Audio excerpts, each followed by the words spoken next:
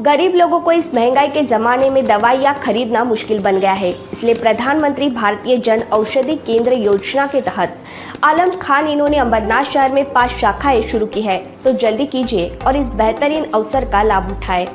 नमस्कार, मैं प्रणाली, आप सभी का डेली न्यूज में स्वागत है। तो चलिए बढ़ते हैं आज की कुछ ताज़ा खबरों की तरफ। संसद की सुरक्षा में बड़ी चूक का मामला सामने आया है। लोकसभा की कार्यवाही के दौरान 2 युवक दर्शक दीर्घा से कूद गए।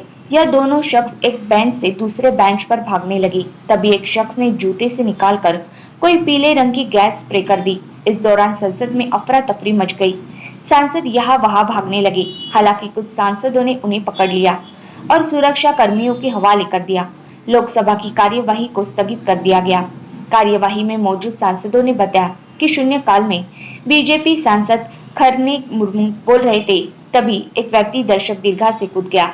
वह पहले बैरियर से लटका और फिर सदन के अंदर छलांग लगा दी। इसके बाद दूसरा शख्स भी उसके पीछे सदन में कूद गया। दोनों युवकों के हाथ में टीयर गैस कनिस्टर था। इससे उन्होंने गैस छिड़कना शुरू कर दिया। हिरासत में लिए गए आरोपियों को सांसद मार्ग पुलिस स्टेशन में लाया गया है। दिल्ली पुलिस की anti terror unit special cell parliament में अंदर हंगामा करने वाले लोगों से पूछताछ करने पहुंच गई। बताया जा रहा है कि 2 लोग कार्यवाही के दौरान घुसे। उनके एक का नाम सागर है और दोनों सांसद के नाम पर लोकसभा विजिटर के पास पर आए थे। सांसद दानिश अली ने बताया कि दोनों लोग मैसूर से बीजेपी सांसद प्रताप सिन्हा के नाम लोकसभा विजिटर पास से आए थे। इस घटना के बाद स्पीकर ओम बिरला ने विजिटर गैलरी के पास बनाने पर रोक लगा दी है। Suddenly two people from the visitors gallery jumped into the house. They had canisters in their hand. These canisters were emitting yellow smoke. One was attempting to run towards the speaker's chair. He was overpowered by members, and I do not know, they were shouting some slogans which I couldn't make out.